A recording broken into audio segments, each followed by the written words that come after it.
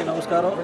ఈరోజు విజయవాడ పశ్చిమ నియోజకవర్గం 42వ డివిజన్ కార్పొరేటర్ చైతన్య రెడ్డి గారి ఆధ్వర్యంలో 131 సచివాలయంలో గడప గడప కార్యక్రమం ప్రారంభించడం జరిగింది.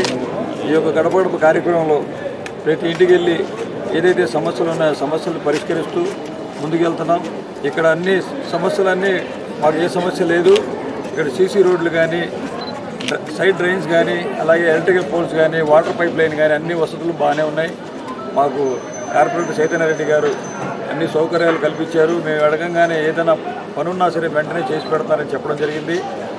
అభివృద్ధి చేసి మేము ప్రజల దగ్గరికి వెళ్ళి మేము ఓట్లు అడుగుతున్నాం. తప్పకుండా మాకు ప్రజల ఆశీర్వాదం ఉంది. తప్పకుండా ఈ యొక్క పశ్చిమ నియోజకవర్గం నుంచి భారీ మెజార్టీతో నేను గెలుస్తానని చెప్పేసి ఆ భగవంతుడి దగ్గర ఆశిస్తున్నాను. తప్పకుండా ఏదైతే ప్రజలు కోరుకుంటున్నారో ఆ పాలన చూపిస్తున్న జగన్మోహన్ రెడ్డి గారికి ప్రజలందరూ మళ్ళీ జగన్మోహన్ రెడ్డి గారే సీఎం కావాలని చెప్పేసి ప్రజలు చెప్తున్నారు. గత ప్రభుత్వాల్లో పోల్చుకుంటే ఏ ఒక్క హామీ నెరవేర్చకుండా, మాయమాటలు ఏ ఒక్క హామీ నెరవేర్చకుండా ప్రజలకి మభ్యపెట్టి ఓట్లు దండుకున్నారే తప్ప ఏ ఒక్కరికి ఒక సంక్షేమ పథకం ఇచ్చిన పాపాన పోలేదు. ఈరోజు మళ్ళీ వైఎస్ఆర్ కాంగ్రెస్ పార్టీ సంక్షేమ పథకాలు ప్రజలందరికీ 98% హామీలు పూర్తి చేసిన ఏకైక ముఖ్యమంత్రి ఎవరున్నారంటే వైఎస్ జగన్మోహన్ రెడ్డి గారు. మేము చాలా గర్వంగా చెప్తున్నాం. ఈరోజు జగన్మోహన్ రెడ్డి గారు సంక్షేమ పథకాల వల్లే, ఆ సంక్షేమ పథకాలే నాకు గెలిపిస్తాయని చెప్పేసి నేను ఆశిస్తున్నాను. తప్పకుండా ప్రజల మధ్యలో ఉండి ప్రజా సమస్యలు తెలుసుకుంటూ ముందుకెళ్తున్నాం. వాళ్ళ ఆశీర్వాదం అడుగుతున్నాం. తప్పకుండా వాళ్ళ ఆశీర్వాదం మా ప్రభుత్వం మీద, జగన్మోహన్ రెడ్డి గారి మీద, నా మీద ఉంటాయని చెప్పేసి నేను ఆశిస్తున్నాను.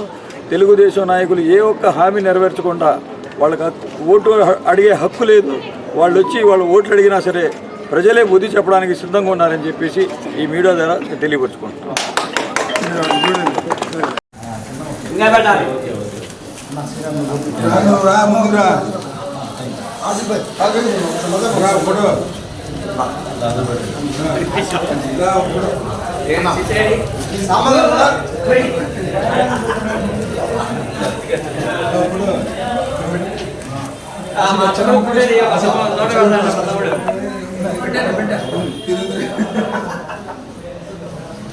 సాంబార్ కూడా రావాలి.